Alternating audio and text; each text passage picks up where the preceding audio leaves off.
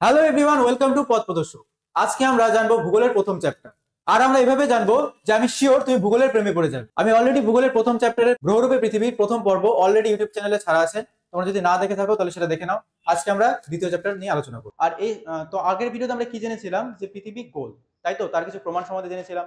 আজকে আমরা জানবো পৃথিবী ঠিক অ্যাকুরেট গোল না, পৃথিবী কিছুটা অভিগত গোল। ঠিক আছে, কেমন? যেমন কিছুটা মৌসুমীর মতো বা কমলা লেবুর মতো যেমন গোল হয় না, দুই মেরু বরাবর কি হয়, একটু চাপা হয়। এই যে দেখো, উত্তর মেরু দক্ষিণ মেরু বরাবর কিছুটা চাপা এবং তার নিরক্ষরেখা বরাবর কিছুটা স্ফীত অর্থাৎ মোটা। তো পৃথিবী কিছুটা এরকম গোল, অভিগত বলে বলে এটাকে। ঠিক আছে, তো প্রথমে কি বলছে, বিভিন্ন পরীক্ষা থেকে জানা যায়, পরীক্ষা থেকে কি করা যায়, জানা যায় কি পৃথিবীর আকার ঠিক গোলাকার নয়, মানে একদম গোল নয়, বরং পৃথিবী উত্তর দক্ষিণ মেরু কিছুটা চাপা।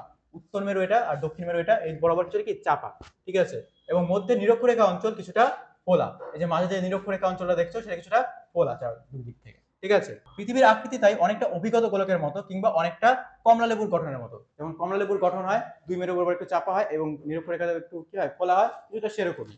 তো এর কিছু আমাদের অবশ্যই প্রমাণের দরকার হবে, তাই না?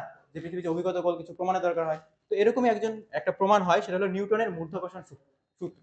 তিনি কি বলেছিলেন? নিউটন নিউটন বলেছিলেন যে পৃথিবী যা কিছু আমাদেরকে আকর্ষণ করে, ঠিক আছে, যেমন আমাকে আকর্ষণ করছে পৃথিবীটা, তো যা কিছু আকর্ষণ করছে সবকিছু আকর্ষণ করছে কেন্দ্র বরাবর। পৃথিবীর কোথায় বরাবর? কেন্দ্র বরাবর। অর্থাৎ এখানে যদি কোনো বস্তু থাকে, তো আকর্ষণ কি করবে? কেন্দ্র বরাবর আকর্ষণ করবে। এখানে যদি কোনো বস্তু থাকে তাহলে কেন্দ্র বরাবর আকর্ষণ করবে, তাই তো? আর এই আকর্ষণ বল ডিপেন্ড করবে কেন্দ্র থেকে কতটা দূরে আছে বা কাছে আছে। কেন্দ্র থেকে যদি কাছে থাকে আকর্ষণ বল বেশি হবে, কেন্দ্র থেকে যদি দূরে যায় তাহলে আকর্ষণ বল বেশি হবে। মনে করো কোনো একটা বস্তু আছে এখানে, তাহলে কেন্দ্র থেকে আকর্ষণ বল আছে এখানে, তো আকর্ষণ করবে ওকে একটা নির্দিষ্ট শক্তিতে। যদি তোমাদের কেন্দ্র থেকে যদি আরো দূরে চলে যাও, মনে করো এখানে চলে আসলো ব্যক্তিটা, তাহলে আকর্ষণ বল কি হয়ে যাবে? কমে যাবে। কেন কমে যাবে? কারণ এটা তোমাদের কেন্দ্র থেকে আরেকটু দূরে চলে আসলো, এর তুলনায় এটা কম হবে, তাই না? আর তোমরা তো জানোই, যদি আমরা পৃথিবী ছেড়ে একদম যদি মহাকাশে চলে যেতে পারি, বা চাঁদে চলে বা অন্য মহাকাশে চলে যেতে পারি, পৃথিবী একদম বাইরে চলে যেতে পারি, তাহলে আকর্ষণ বল প্রায় কাজ করে না, প্রায় একদম না বরাবর বরাবর চলে, তাই তো? মানে কাজ করে না বেসিক্যালি। কেন করে না? কারণ কেন্দ্র থেকে অনেকটা অনেক দূরে হয়ে যায়, যার কারণে যে মাধ্যাকর্ষণ শক্তি আছে সেটা কাজ করে না। অর্থাৎ যে তাহলে পৃথিবী কোথায় কাজ করে? আমাদের কেন্দ্র বরাবর আকর্ষণ করে। তো পৃথিবী যদি একদম গোল হয়, তাহলে এখানে যা আকর্ষণ করবে এখানে সেম আকর্ষণ করতে হবে, কারণ এটা গোল, তাই না? তো এখানে সেম বল আকর্ষণ করবে দুই জায়গায়। আর আমরা জানি পৃথিবীর আকর্ষণ বলের কারণেই আমাদের কি ওজন আমরা মাপতে পারবো, কারণ এখানে যে বলে আকর্ষণ করছে একটা ওজন হবে, এখানে যে বলে একটা আকর্ষণ করছে সেম ওজন হওয়ার কথা, কিন্তু এরকমটা হয় না। ঠিক আছে, পৃথিবীটা কি? পৃথিবীটা অভিগত গোল আমরা জানি, যার কারণে তো পৃথিবীটা কিছুটা এরকম গোল হবে, এই জায়গা নিরক্ষরেখা বরাবর কিছুটা স্ফীত হবে এবং অক্ষরেখা বরাবর কিছুটা কি হবে, সেটা এরকম গোল হবে, একদম অ্যাকুরেট গোল হবে না। যার কারণে কেন্দ্র থেকে দূরত্বটা এটা একটু কি হয়ে যাবে, বেশি হয়ে যাবে। তো এখানে আকর্ষণ বলটা কি হবে? কম হবে না। আর এখানে যে আছে তোমার দক্ষিণ মেরু বা উত্তর মেরু বরাবর, এখানে আকর্ষণ বলটা কি হবে, তোমার কম হবে, সরি বেশি হবে। কেন বেশি হবে? কারণ এটা কেন্দ্রের কাছে চলে আসলো, কারণ এটা তো অভিগত গোল, এই বরাবর কিছুটা চাপা আর নিরক্ষ বরাবর কিছুটা ফোলা। তো যার কারণে নিরক্ষরেখা বরাবর ফোলা, যার কারণে তোমার কি হয়, কেন্দ্র থেকে এটা দূরে চলে যায়। আর এটা কি হয়ে যায়, কেন্দ্র বরাবর দূরে কাছে হয়ে যাবে। কেন কাছে হয়ে যাবে? কারণ এটা অভিগত গোল, চাপটা কিছুটা এটা তো কেন্দ্রে কি হয়েছে, কাছে চলে আসছে, যার কারণে এটা কি হবে, আকর্ষণ বলটা বেশি হবে। তো এখানে ওজনটাও কি হবে, বেশি হবে। তো মনে করো কোন একজন ব্যক্তি আছে 60 কেজি ওজনের, সে যদি এখানে ওজন করে, তার দেখলো ওজন কত, 60 কেজি। তো সে যদি এখানে ঘুরে ঘুরে এখানে চলে আসে, তাহলে সে কেন্দ্র থেকে দূরে চলে গেল না, কারণ এটা কি অভিগত গোল, এটা স্পিড একটু, যার কারণে ওর আকর্ষণ বলটা একটু কমে যাবে, আকর্ষণ অত জোরে আকর্ষণ করতে পারবে না। যার কারণে এখানে কি হবে বলতো, ওই ব্যক্তির ওজন নিরক্ষরেখা একটু পেয়ে যাবে, কমে যাবে। আর ওই ব্যক্তি যদি এখানে যা ওজন করে, তার তার ওজনটা কি হয়ে যাবে, বেড়ে যাবে। কারণ ওই ব্যক্তিটাকে এখানে বেশি জোরে আকর্ষণ করছে। কেন বেশি জোরে আকর্ষণ করছে? কারণ কেন্দ্রের কাছে চলে আসছে এই জায়গাটা, মেরু অঞ্চলের কাছে, তো কেন্দ্রের কাছে চলে যাবে একটু। যদি খুব একটা বেশি হয় না, সামান্যই হয়, কিন্তু তাও পার্থক্য তো বোঝা যাবে নিরক্ষরেখা থেকে তোমার মেরু অঞ্চল। তো দেখি কি বলা আছে। নিউটনের মাধ্যাকর্ষণ সূত্রের সাহায্যে পৃথিবীর অভিগত গোলাকৃতির প্রমাণ। নিউটনের মাধ্যাকর্ষণ সূত্র অনুসারে কি বলা হয়, যে বস্তু পৃথিবীর কেন্দ্র থেকে যত দূরে অবস্থিত, কোনো বস্তু কেন্দ্র থেকে যত দূরে অবস্থিত, তার উপর পৃথিবীর মাধ্যাকর্ষণ শক্তির প্রভাব তত কম। কেন্দ্র থেকে যত দূরে থাকবে মাধ্যাকর্ষণ শক্তির প্রভাব তত কম হবে। আর ভূপৃষ্ঠের সর্বত্রই অভিকর্ষণ শক্তি একরকম হতে পারতো, সব জায়গায় কি হতো, একই রকম হতে পারতো, এখান থেকে আকর্ষণ সেম হতে পারতো, এখানে আকর্ষণ সেম হতে পারতো, এবং ওজনটাও সেম হতো যার কারণে। কিন্তু এরকম তো হয় না। কি হয় না? কিন্তু একই বস্তুকে নিরক্ষরেখা অঞ্চলে এবং মেরু অঞ্চলে ওজন করলে, তুমি যদি এখানে ওজন করো বা এখানে ওজন করো, তাহলে কি দেখবে, বস্তুটির মেরু অঞ্চলে যে ওজন হয়, নিরক্ষীয় অঞ্চলে ওজন হয় তার তুলনায় খানিকটা কম, অল্প কি হয়, কম হয়। কোথায় কম হয়? নিরক্ষীয় অঞ্চলে। কেন হয়? কারণ কেন্দ্র থেকে দূরে চলে আসছে তো, যার কারণে কি হবে, ওখানে কম জোরে আকর্ষণ করতে পারবে, কারণ দূরে আছে কেন্দ্র থেকে। আর তোমার মেরু অঞ্চলে কি হবে, কাছে চলে আসছে, যার কারণে বেশি জোরে আকর্ষণ করতে পারবে। তো এখানে ওজনটা বেশি হয়ে যাবে, এখানে ওজনটা কি হয়ে যাবে, কম হয়ে যাবে। এতে প্রমাণিত হয় যে পৃথিবীর কেন্দ্র থেকে মেরু অঞ্চল কিছুটা কাছে এবং নিরক্ষীয় অঞ্চল কিছুটা দূরে অবস্থিত। অর্থাৎ নিরক্ষীয় অঞ্চলে পৃথিবী খানিকটা ফোলা। তো এটা থেকে আমরা প্রমাণ হয়ে যায় যেহেতু এখানে কি হচ্ছে তোমার বেশি জোরে আকর্ষণ করতে পারছে না, তার মানে দূরে আছে কেন্দ্র থেকে, আর এখানে তাতে বেশি জোরে আকর্ষণ করতে পারছে তার মানে কেন্দ্র থেকে অবশ্যই কাছে আছে। তো এটা একটা প্রমাণ হয়ে গেল যে পৃথিবী কি, এটা একটা প্রমাণ তোমার অভিগত বলের প্রমাণ। ঠিক আছে, তো দ্বিতীয় প্রমাণ দেখা যাক কি আছে। দ্বিতীয় প্রমাণ আছে হলো কি তোমাদের আহ, আবর্তনের ফলে গোলকের পৃথিবীর মধ্যভাগ ফোলা ও মেরু অঞ্চল সামান্য কি হয়েছে চাপা হয় আবর্তনের ফলে। আমরা জানি পৃথিবী কি করছে, ঘুরে চলেছে, তাই তো। পৃথিবী কি হয়েছে, আবর্তন করছে তার অক্ষরে তার মেরুর উপরে, তাই তো। তো এর কারণে কি হয় বলতো, এই কারণে তোমার পৃথিবী যখন একদম সৃষ্টি হয়েছিল একদম প্রথম অবস্থা ছিল সেটা একদম নরম অবস্থা ছিল। ঠিক আছে, নরম মানে একদম চলন্ত অবস্থা ছিল, বা তুমি এটাকে বলতে পারো উত্তপ্ত অবস্থা ছিল, গরম অবস্থা ছিল। আর কি ছিল, নরম অবস্থায় ছিল। যার কারণে যখন পৃথিবী নরম অবস্থা ছিল, ঘুরছিল, তখন দুটি বল কাজ করে, একটা হলো কেন্দ্র বহির্মুখী বল, আর একটা হলো কেন্দ্রমুখী বল। ঠিক আছে, কেন্দ্র বহির্মুখী বল কোনটা, মনে করো কোনো বস্তু যদি তুমি ঘোরাও, ঠিক আছে, তাহলে সেটা সবসময় কোথায় যেতে যাবে, বাইরে যেতে যাবে। মনে করো তুমি একটা লাঠির মধ্যে একটি দড়ি টেনে ঘোরাতে যাবে, তাহলে কি হবে দেখবে বাইরের দিকে ছিটকে যেতে যাবে এই জিনিসটা। ঠিক আছে, তোমরা চেষ্টা করো কোনো বস্তুকে লাঠির মধ্যে কি করবে, মনে করো একটা পাথর নিলে, ঠিক আছে, একটা লাঠির মধ্যে নিলে এবং সুতো বেঁধে ওটাকে ঘোরালে, তাহলে কি হবে, ওই যে পাথরটা আছে সেটা বাইরের দিকে ছিটকে যেতে যাবে, একদম মাছের দিকে চলে আসবে দেখবে। ছিল এখানে মনে করেন ঝুলে ছিল ওইভাবে, এটা যদি ঘোরাতে চাও ওইভাবে, তাহলে কি হবে, একদম মাঝে দিয়ে ছুটকে চলে আসবে, এখান থেকে কোথায় চলে আসবে, এখানে চলে আসবে। কখন হবে, যখন তুমি এটাকে ঘোরাবে। স্থির থাকলে কিন্তু এরকম হবে না, নিচে ঝুলে থাকবে এরকম। ঠিক আছে, আর যদি তুমি এটা ঘোরাও তাহলে চারিদিকে হতে থাকবে, ঘুরতে থাকবে। এটাকে বলা হয় কেন্দ্র বহির্মুখী বল, কি থাকে, বাইরের দিকে চলে যেতে। তো ওরকমই যখন পৃথিবী ঘুরছে যেহেতু, তার কারণে কি হবে, এখানে যে বস্তুগুলো আছে এটা বাইরে দিয়ে চলে যাবে। পৃথিবীর তো একটা কেন্দ্রমুখী বল আছে না, কেন্দ্রের দিকে তো আকর্ষণ করে, যার কারণে ছিঁড়ে যেতেও পারবে না। যার কারণে মেরু অঞ্চলে যে কিছু পদার্থ আছে সেটা বাইরে দিতে যাবে কিন্তু নিরক্ষরেখা গিয়ে থেমে যাবে। ঠিক আছে, তো এইভাবে ঘুরতে ঘুরতে যখন একদম প্রথম অবস্থা ছিল, নরম অবস্থা ছিল, তো এখান থেকে কিছু পদার্থ ছিল, সেই পদার্থগুলো আস্তে আস্তে কোথায় নিরক্ষরেখা দিয়ে চলে আসে। এখান থেকে কিছু পদার্থ নিরক্ষরেখা দিয়ে চলে আসে, যার কারণে এখানে পদার্থ কি হয়, কমে যায়, কারণ এখান থেকে পদার্থগুলো তো চলে গেছে, তাই না, কোথায় চলে আসছে, নিরক্ষরেখা দিয়ে চলে আসছে। আর যেখানে চলে আসছে ওই জায়গাটা স্ফীত হয়ে যায়। তো এটা একটা প্রমাণ তোমাদের। ঠিক আছে, এটা প্রত্যক্ষ প্রমাণ না, কিন্তু এটা অপ্রত্যক্ষ প্রমাণ, এটা কল্পনা করা হয়েছে যেহেতু পৃথিবী ঘুরছে, তো সুতরাং এরকমটা এখানেও হবে, সব প্রত্যেকটা বস্তুর ক্ষেত্রে হয়। ঠিক আছে, তোমরা এটাকে করতে পারো, যদি তুমি একটা মাটির একটা নেবে, ঠিক আছে, গোলা নিবে এবং ওটাকে একটা লাঠির মধ্যে ঢুকিয়ে দিবে, তারপরে ঘোরাবে, দেখবে পৃথিবীর গোলকটা কি হয়েছে, সেটা এরকম আকৃতি অভিগত গোলকের মতো, যে গোলাটা বানাইছিলে সেটা অভিগত গোলকের মতো হয়ে গেছে। কিন্তু মাথায় রাখবে যে মাটির দলাটা নিয়েছে ওটা একটু নরম হওয়া উচিত। ঠিক আছে, তো দেখো এখানে কি বলছে, নমনীয় বস্তু যদি নিজেদের মেরুদণ্ডের ওপর লাট্টুর মতো অনবরত পাক খেতে থাকে, নিজের লাট্টুর মতো অনবরত খেতে থাকে, পাক খেতে থাকে, আবর্তন করে, তবে তার মধ্যে একই সঙ্গে পরস্পর বিরোধী কেন্দ্রমুখী এবং কেন্দ্র বহির্মুখী, একটা কেন্দ্রের দিকে আকর্ষণ করবে, একটা বল কাজ করবে, আর একটা কেন্দ্র বহির্মুখী বাইরের দিকে চলে যেতে যাবে, ছিটকে যেতে যাবে। ঠিক আছে, তো দুটো বল কাজ করে, শক্তির উদ্ভব হয়, তার প্রভাবে এই গোলাকৃত নমনীয় বস্তু, নমনীয় মানে নরম বস্তু, ঠিক আছে, নিজের যে মেরুরেখার চারদিকে আবর্তন করে, তার প্রান্তদেশে কিছুটা চাপা হয় এবং মধ্যভাগ কিছুটা খোলা হয়। পৃথিবীর আবর্তন গতি হলো পৃথিবীর অভিগত গোলাকৃতির অন্যতম অপ্রত্যক্ষ প্রমাণ। অপ্রত্যক্ষ মানে যেটাকে প্রত্যক্ষ করে দেখা হয়নি, ঠিক আছে, অপ্রত্যক্ষ এটা। আসলে জন্মকালে পৃথিবী উত্তপ্ত ছিল, আর কি ছিল, নমনীয় অবস্থায় ছিল, গরম ছিল প্রচন্ড এবং নমনীয় অবস্থায় ছিল। তো তখন অবশ্যই আবর্তন হয়েছে পৃথিবী, যার কারণে ক্রমাগত আবর্তনের ফলে পৃথিবীর মধ্যাংশ বা নিরক্ষীয় অঞ্চলে অতিরিক্ত যে কেন্দ্রমুখী শক্তির সৃষ্টি হয়, তার ফলে পৃথিবীর ওই অংশ স্ফীত বা ফোলা হয়ে উঠেছে, যার কারণে কি হয়েছে, ফোলা হয়ে উঠেছে। এটা আমাদের দ্বিতীয় পয়েন্ট গেল। এখন আমি দেখি তৃতীয় কি প্রমাণ আছে। তৃতীয় প্রমাণ হলো গিয়ে পৃথিবীর ব্যাস। পৃথিবীর ব্যাস কি, কোনো গোল বস্তু যদি কোনো গোল বস্তুকে যদি তোমাদের পয়েন্টের মাঝখানে মাঝখানে যে বিন্দুটা থাকে সেই বিন্দু দিয়ে কি হয়, দাগ টানা হয়, তাহলে সেটা কি হয়, ব্যাস হয়। আর এই ব্যাস কি হয়, সর্বদা সমান হয় যদি এটা অ্যাকুরেট গোল হয়, তাই না। তুমি এদিক দিয়ে টানো মাঝ বরাবর বা এদিক দিয়ে টানো মাঝ বরাবর, তাহলে কি হওয়া উচিত, সমান হওয়া উচিত। সমান হবে না কখন, যখন এটা অ্যাকুরেট গোল হবে না, তাই তো। তো পৃথিবীর আকৃতি কিছুটা এরকমই, পৃথিবীর যখন ব্যাস মাপা হয়েছে তখন দেখা গেছে যে নিরক্ষরেখার বরাবর যে ব্যাস আছে সেটা কিছুটা বড়, আর মেরু রেখা বরাবর যে ব্যাসটা আছে সেটা কিছুটা ছোট। ঠিক আছে, যেমন এই যে লাল দাগটা দেখো, এইটা অ্যাকুরেট গোল হলে এটা হতো, এইটা আর এটা তোমাদের কি একদম সেম থাকতো দুইটা সবসময়, কিন্তু এরকম না। এই যে এখান থেকে কিছুটা দেখো ওই চেপে গেছে, উপরের দিকে চলে গেছে, এই কিছুটা এইদিকে চেপে গেছে, আর এই নিরক্ষরেখা বরাবর কিছুটা বাইরে চলে গেছে, বাইরে চলে গেছে। অভিগত গোলের প্রমাণ। এটা কি, তোমাদের ব্যাস, পৃথিবীর ব্যাস দেখে বোঝা যায় পৃথিবী কি অভিগত গোল। পৃথিবীর নিরক্ষীয় ব্যাস কত, 12,757 কিলোমিটার, এবং মেরু ব্যাস কত, 12,714 কিলোমিটার, মানে এটা কম আছে, তাই না, তার মানে দুটো ব্যাস কি আছে, চাপা আছে। তাহলে কত পার্থক্য, 43-এর পার্থক্য রয়েছে, অর্থাৎ মাঝ বরাবর পৃথিবী 43 কিলোমিটার খোলা। পৃথিবী একটি নিখুঁত গোলক হলে দুটি ব্যাস দুরকম হতো না।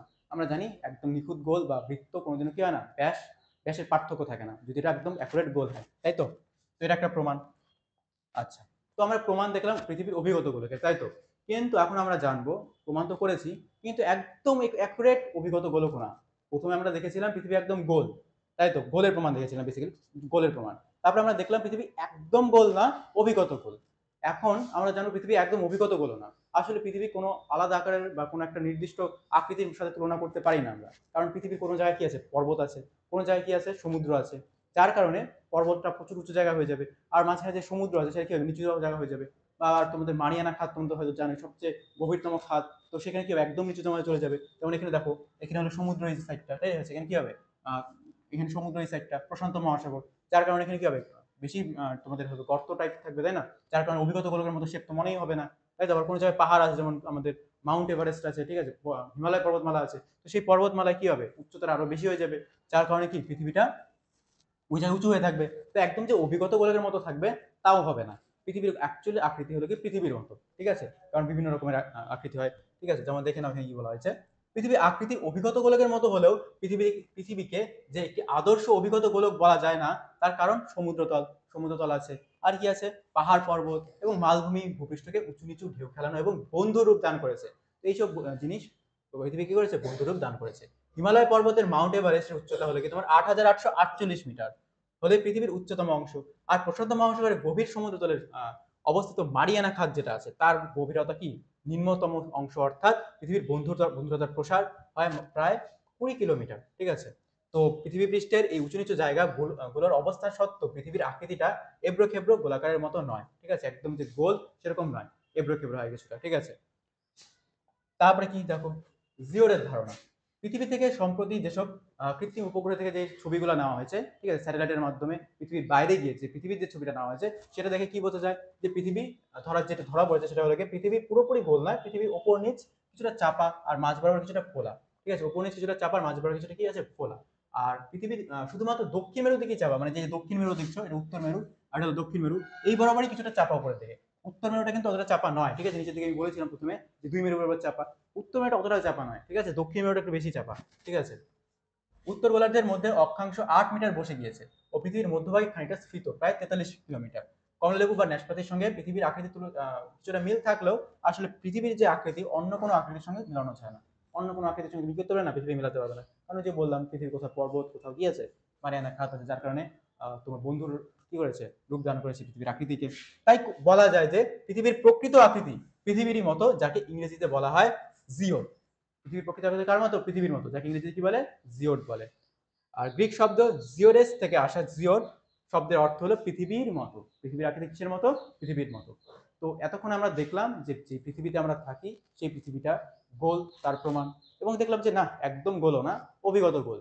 তারপরে দেখলাম একদম অভিগত হওয়াও সম্ভব না, কারণ পৃথিবীতে কোথাও পাহাড়, কোথাও কি আছে, সমুদ্র আছে, যার কারণে পৃথিবীর আকৃতি কিছুটা এবড়ো খেবড়ো বা তোমাদের পৃথিবীর মতো আর কি আকৃতি। তো অন্য কোনো সঙ্গে তুলনা করা যাবে না, তার জন্য আমরা বললাম যে পৃথিবীর আকৃতি জিও, ঠিক আছে। তো এখন আমরা দেখবো যে আমরা যে পৃথিবীতে আছি, সৌরজগতের মধ্যে আছি, তার মধ্যে একটা পৃথিবীতে আছি, আর এই সৌরজগতে আরো কি আছে, গ্রহ আছে, আরো 8টা গ্রহ আছে আমরা জানি। তো সেই 8টা গ্রহের মধ্যে শুধুমাত্র পৃথিবীতেই কেন প্রাণ আছে, ওই গ্রহতে কেন প্রাণ নেই, মানুষের অস্তিত্ব বা যে কোনো জীবের অস্তিত্ব শুধুমাত্র পৃথিবীতেই কেন আছে, কি এমন পৃথিবীর মধ্যে আছে যার কারণে এখানেই প্রাণ আছে, অন্য কোনো গ্রহতে প্রাণ নেই, সেটা আমরা আজকে সেটাও জানবো এই ভিডিওতে। তো কি আছে দেখি। সৌরজগতের অন্যতম গ্রহ মানুষের আবাসস্থল রূপে পৃথিবী, পৃথিবীতেই শুধু মানুষের আবাসস্থল রয়েছে। তো অন্য আর কি আছে দেখো, এটা হলো সৌরজগৎ। সৌরজগতে অনেক গ্রহ আছে, ঠিক আছে, যেমন 8টা গ্রহ আছে, অনেক বামন গ্রহ আছে, ঠিক আছে, যেমন প্লুটো একটা বামন গ্রহ, উপগ্রহ আছে এবং ছোট ছোট গ্রহপুঞ্জ আছে, তাই তো, ধূমকেতু থেকে শুরু করে কত কিছু আছে। তো তো সবার প্রথমে আমরা দেখে নিই পৃথিবীর গ্রহ সম্বন্ধে। যেমন এখানে 8টা গ্রহ দেখি, সবার প্রথমে কি নাম, এটার নাম হলো বুধ, ছোট কাছে একদম পৃথিবীতে কাছে আছে। তো এই বুধে কি অবস্থান হবে বলতো, একদম কাছে আছে না পৃথিবী, সরি সূর্যের, যার কারণে এখানে প্রচন্ড কি হওয়া উচিত, গরম হওয়া উচিত। তারপর আছে শুক্র, তো সেটার মধ্যেও প্রচন্ড গরম হওয়া উচিত। তারপরে আছে তোমার পৃথিবী, তারপরে আছে তোমার কি মার্স বা মঙ্গল গ্রহ, তাই তো। প্রথমে এই 4টা ভালো করে দেখো, বুধ, শুক্র, পৃথিবী আর মঙ্গল গ্রহ। তারপরে এটাকে বলা অন্তস্থ গ্রহ, কারণ এটা ভেতরের দিকে আছে। আর বাইরের দিকে বা বহিস্থ গ্রহ মানে কি, বাইরের দিকে যেটা আছে সেটা হলো এই 4টা। একটা হলো বৃহস্পতি, আর একটা হলো শনি, আর একটা হলো তোমার কি ইউরেনাস এবং নেপচুন। এটা বহিস্থ গ্রহ বলা হয়, কারণ এটা পৃথিবী বাইরের দিকে আছে, ঠিক আছে। আর এখানে ভালো করে দেখো, একদম কাছে আছে কি বুধ, এটা পৃথিবী প্রচুর গরম হওয়া উচিত, কিন্তু সবচেয়ে গরম তোমরা জানো শুক্র গ্রহ। পৃথিবীর কাছে থাকা সত্ত্বেও বুধ কিন্তু অতটা সবচেয়ে গরম গ্রহ না। সবচেয়ে গরম কি তোমাদের শুক্র গ্রহ। কেন, কারণ শুক্র গ্রহের মধ্যে তোমাদের শুক্র গ্রহের উপরে এক ধরনের কার্বন ডাই অক্সাইড আছে, ঠিক আছে, প্রচুর পরিমাণে কার্বন ডাই অক্সাইডের বায়ুমণ্ডল আছে। যার কারণে কার্বন ডাই অক্সাইড কি করে, গরমটাকে শোষণ করে নেয় বা আটকে রাখতে সাহায্য করে। ঠিক আছে, তো যার কারণে বুধের ক্ষেত্রে এরকম কিছু নেই, যার কারণে যত গরম আসে আবার ফিরে চলে যায়। ঠিক আছে, কিন্তু শুক্র গ্রহের মধ্যে যা গরম আসে, রোদের যা তাপ আসে সূর্য থেকে, সব তাপ আসে প্লাস ওখানে যেহেতু কার্বন ডাই অক্সাইড আছে, যার কারণে ওই তাপটাকে আটকে রাখে, যার কারণে এটা প্রচুর গরম হয়ে গেছে। এটা তো একটা ফ্যাক্ট ছিল। পরে দেখা যাক, উল্কা গ্যাস, ধূলিকণা এইসব কিছু নিয়েই সূর্যের পরিবার বা সৌরজগৎ। ঠিক আছে, সৌরজগৎ কি, যে যা কিছু আছে এসব নিয়ে সৌরজগৎ হয়ে গেল। সূর্যের পরিবারে অসংখ্য উপগ্রহ আছে, যাদের মধ্যে আমাদের পৃথিবী একটা গ্রহ, তাই তো। তো এটা তো দেখে নিও, বললামই। নেক্সট আমাদের জানতে হবে যে সৌরজগতের পৃথিবীর সক্রিয় অবস্থান মানে কোথায় আছে। সৌর পরিবারের ভেতরের দিকের গ্রহদের মধ্যে আয়তনে পৃথিবী বৃহত্তম, এবং মানে ভেতরে যে গ্রহগুলো আছে এই চারটার মধ্যে সবচেয়ে বৃহত্তম কিন্তু না, ঠিক আছে। এই অন্তস্থ গ্রহের মধ্যে, মানে এই চারটা গ্রহের মধ্যে পৃথিবী সব থেকে বড়, দেখাও যাচ্ছে, দেখছো পৃথিবী কত বড়। তো অন্তস্থ গ্রহের মধ্যে পৃথিবী সবচেয়ে বড়, ঠিক আছে, বৃহত্তম। এবং সূর্য থেকে গ্রহদের দূরত্বের মধ্যে এই গ্রহ তৃতীয় স্থান। গ্রহগুলোর মধ্যে যে দূরত্ব অনুযায়ী কয় নম্বর আছে দেখো তো, 1 2 এই যে 3 নম্বর, তৃতীয় স্থান অধিকার করে। এছাড়া পৃথিবী নীল গ্রহ, পৃথিবী কি গ্রহ, নীল গ্রহ, কারণ এখানে কি আছে, সমুদ্র আছে, তাই তো। আর কি, ও জলযুক্ত গ্রহ, মানে এখানে মধ্যে কি আছে, জল আছে, তাই তো, নামে পরিচিত। নীল গ্রহ আর কি নামে পরিচিত, জলযুক্ত নামে পরিচিত। তো বাইরে থেকে তুমি যদি যাও, তুমি যদি স্যাটেলাইটের মাধ্যমে কোনো ইমেজ দেখো পৃথিবীর বাইরে মহাকাশ থেকে, তাহলে তুমি পৃথিবী কি দেখবে, নীল কালারের দেখবে, নীল রঙের দেখবে, নীল গ্রহ, যার মধ্যে প্রাণ আছে। তো এর আরেকটা বৈশিষ্ট্য কি, এর মধ্যে প্রাণ আছে। সবগুলোর থেকে সবচেয়ে বড় বৈশিষ্ট্য যেগুলো, এর মধ্যে প্রাণ আছে, তাই তো। কার মধ্যে আছে, পৃথিবীর মধ্যে আছে। পৃথিবীর প্রায় 10 লক্ষ প্রাণীদের মধ্যে মানুষ হলো সেরা প্রাণী। পৃথিবীতে প্রায় 10 লক্ষ প্রাণী আছে, প্রায়, ঠিক আছে, 10 লক্ষ কি আছে, প্রাণী আছে, তার মধ্যে মানুষ হলো সেরা প্রাণী। এছাড়া পৃথিবী হলো প্রায় 3,30,000 প্রজাতির উদ্ভিদের বাসস্থান। 3,50,000 হবে এটা, ঠিক আছে, 50,000 প্রজাতির উদ্ভিদের বাসস্থান এই পৃথিবী। তো এই পৃথিবীতে কেন এরকম বাসস্থান হলো সেটা এখন জানতে হবে। তো সবার প্রথমে দেখো কারণ, সূর্য থেকে বিশেষ দূরত্ব। কারণ দেখো, যদি আমাদের পৃথিবীটার অবস্থান যেমন এখানে দেখো, সূর্য থেকে একদম কাছে হয়ে যেত, তাহলে কি হতো, প্রচুর গরম পড়তো। তো এখানে কোনো জীব বেঁচে থাকতে পারতো, অবশ্যই পারতো না। বিশেষ অবস্থানে আছে পৃথিবী, যার কারণে আছে। যেমন মনে করো এই বুধ প্রচন্ড কাছে আছে, গরম বেশি হয়। শুক্রও কাছে আছে, এবং তার মধ্যে বায়ুমণ্ডলীয় স্তর আছে, যার কারণে আরো বেশি, সবচেয়ে বেশি গরম হয়ে যায়। আর যদি পৃথিবীটা এখানে থাকতো, যেমন নেপচুন, অনেক দূরে আছে, প্রচন্ড ঠান্ডা হয়, ঠিক আছে। এবং এখানে আরো কিছু বৈশিষ্ট্য আছে। তো সবার প্রথম কারণ হলো কি, তোমাদের দেখো সূর্য থেকে বিশেষ দূরত্ব আছে। পৃথিবী কি আছে, সূর্য থেকে বিশেষ দূরত্ব আছে। পৃথিবী সূর্য থেকে এমন এক বিশেষ দূরত্ব অবস্থান করেছে, যার ফলে এই গ্রহটি না খুব গরম না খুব ঠান্ডা, তাই তো। পৃথিবীর ভূমিভাগের গড় তাপমাত্রা প্রায় 15 ডিগ্রি সেলসিয়াস। এখানে যে গড় তাপমাত্রা, অ্যাকুরেট তাপমাত্রা বলিনি, গড় তাপমাত্রা কত, 15 ডিগ্রি সেলসিয়াস। যার কারণে এখানে অবশ্যই জীব বেঁচে থাকতে পারবে, তাই না। এখন একদম ঠান্ডার মধ্যে কিভাবে বেঁচে থাকবে, বা একদম গরমের মধ্যে তো বাঁচা সম্ভবই হবে না। তো জলের উপস্থিতি, আর দ্বিতীয় কারণ হলো জল আছে এখানে পৃথিবীতে। জল ছাড়া জীবন ধারণ করা এক কথা অসম্ভব। পৃথিবীতে জলের উপস্থিতি এই গ্রহ প্রাণের আবির্ভাবকে সম্ভবপর করে তুলেছে। অর্থাৎ জল আছে দেখে প্রাণ বেঁচে উঠেছে। তুমি তো হয়তো জানো, জলের মধ্যে প্রাণে কি হয়, অস্তিত্ব হয়। 300 কোটি বছর আগে পৃথিবীতে জীবনের জয়যাত্রা পৃথিবীতে নাইট্রোজেন ও অক্সিজেনের সমৃদ্ধ আবহাওয়া মণ্ডল গড়ে উঠতে সাহায্য করেছে। তো এই আবহাওয়ার কারণে আমাদের কি আছে, জলের উপস্থিতির কারণে, নাইট্রোজেন অক্সিজেন সমৃদ্ধ ও আবহাওয়া মণ্ডলের কারণে পৃথিবীতে প্রাণ আছে। আরেকটা কারণ হলো পর্যাপ্ত পরিমাণে অক্সিজেনের উপস্থিতি। কারণ পর্যাপ্ত পরিমাণে অক্সিজেন তো থাকতে হবে জীবিত থাকতে গেলে। বেঁচে থাকার জন্য অক্সিজেনের অবশ্য প্রয়োজনীয়। পৃথিবীর আবহাওয়া মণ্ডলে বহুল পরিমাণে অক্সিজেন গ্যাসের উপস্থিতি এখানে প্রাণের জয়যাত্রাকে সম্ভবপর করে তুলেছে। প্রচুর পরিমাণে কি আছে, অক্সিজেন আছে, যার কারণে প্রাণটাকে, যে পৃথিবীতে যে প্রাণ আছে তাকে, জয়যাত্রাকে সম্ভবপর করে তুলেছে। বায়ুমণ্ডলের উপস্থিতি, এখানে বায়ুমণ্ডল আছে, যার কারণেও পৃথিবীতে কি আছে, দেখো পৃথিবী ঘিরে আছে বায়ুমণ্ডলের অদৃশ্য স্তর, যাকে উষ্ণতার চরমাবর্ণ থেকে পৃথিবীকে রক্ষা করে। এখন এখানে আরেকটা জিনিস আমি বলে দিই, যেমন মনে করো পৃথিবী, যে পৃথিবী এটা, ঠিক আছে, পৃথিবীতে বায়ুমণ্ডল আছে, যার কারণে পৃথিবী থেকে যে সূর্য থেকে যত রশ্মি আসে, সেটা আসলে পরে কি হয় বলতো, মনে করো রাত্রিবেলা যদি কি হবে, বেরিয়ে যেত, যদি বায়ুমণ্ডল না থাকতো, পৃথিবীতে যত রশ্মি আসতো, যত সূর্য রশ্মি আসতো বা যত তাপ আসতো, সেটা যদি বায়ুমণ্ডল না থাকতো, তাহলে ওটাকে আবার ফিরিয়ে দিত। অর্থাৎ পৃথিবীতে আবার বেড়ে চলে যেত, ঠিক আছে। কিন্তু বায়ুমণ্ডল থাকার কারণে কি হয়েছে বলতো, পৃথিবীতে সূর্যরশ্মি কিছুটা আসে এবং সবগুলোকে একদম বেরিয়ে যেতে দেয় না, কিছুটা রেখে দেয়। এই জন্য রাতের বেলা আমরা একদম ঠান্ডা অনুভব করি না, ঠিক আছে। যেমন মনে করো যদি পৃথিবীতে বায়ুমণ্ডল না থাকতো, কিছুটা এরকম হতো, পৃথিবীতে দিনের বেলা আসতো, একদম পৃথিবী প্রচন্ড গরম থাকতো, ঠিকঠাক গরম থাকতো। আবার যখন পৃথিবী রাত হয়ে যেত, মানে এখানে ঘুরে যেত, তখন বায়ুমণ্ডল না থাকার কারণে এখানে যত তোমাদের হলো গিয়ে গরম বা তাপ এসেছিল, সব তাপ একবারে চলে যেত।